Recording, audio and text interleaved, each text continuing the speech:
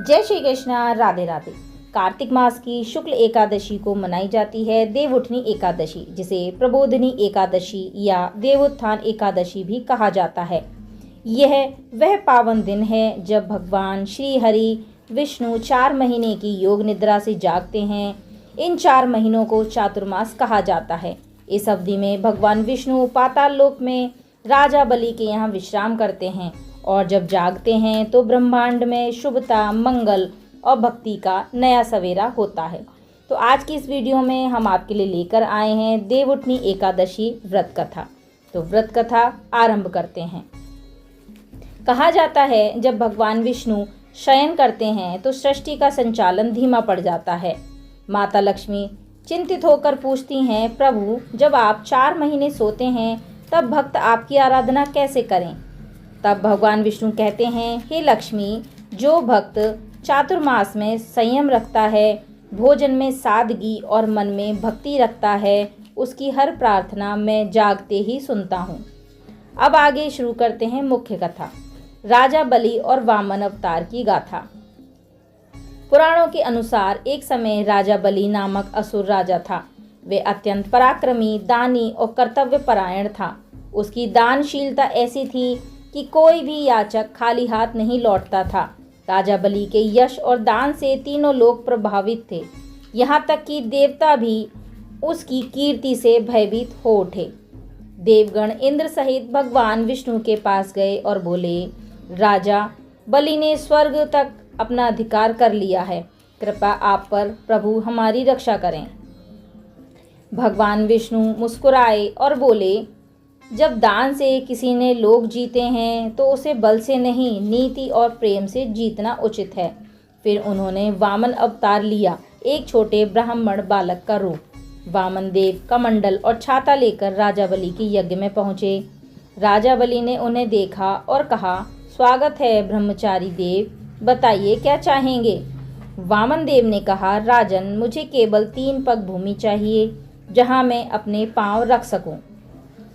राजा बलि हंस पड़े, बोले, हे बालक, तुम मुझसे स्वर्ण, रत्न, गाय, भूमि कुछ भी मांग सकते हो और तुम्हें बस 3 पग भूमि चाहिए। वामन देव बोले, मनुष्य को जितना मिले उतना ही मांगना चाहिए। लोभ से सुख नहीं मिलता, संतोष से ही परम आनंद है। राजा बलि ने वरदान दे दिया, जाओ बालक, 3 पग भूमि तुम्हारी। तभी भगवान वामन ने अपना विराट रूप धारण किया। एक पग में पूरी पृथ्वी को नाप लिया, दूसरे पग में समस्त आकाश और स्वर्गलोक को भर लिया। अब तीसरे पग के लिए कोई स्थान शेष न रहा। राजा बलि ने हाथ जोड़कर कहा, प्रभु तीसरा पग मेरे सिर पर रख लीजिए, मेरे पास अब यही शेष है।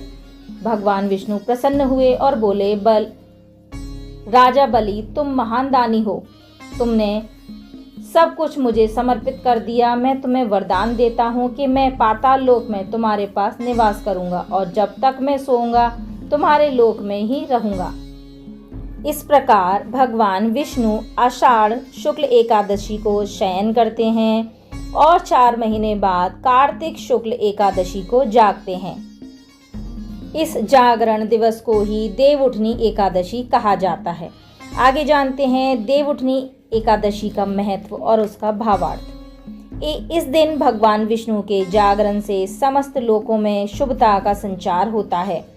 देवता प्रसन्न होते हैं, पृथ्वी पर धर्म की पुनः स्थापना होती है।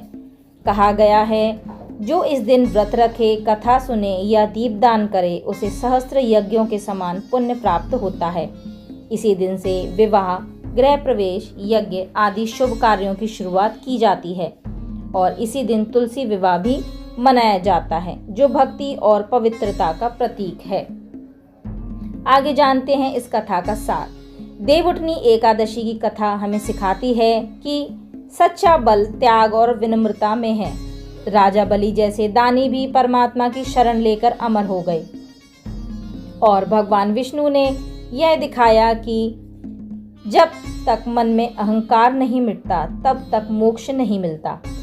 इस दिन भगवान के अवतार जागरण के साथ ही हमें हमारे भीतर की नकारात्मकता भी समाप्त होती है और जीवन में नया प्रकाश फैलता है। आज जब देव जागे हैं तो अपनी भक्ति भी जागृत करें। मन के अंधकार को मिटाएं और दीप जलाएं। प्रेम का, क्योंकि जब भगवान उठते हैं तो जीवन में भाग्य भी मुस्कुराता है।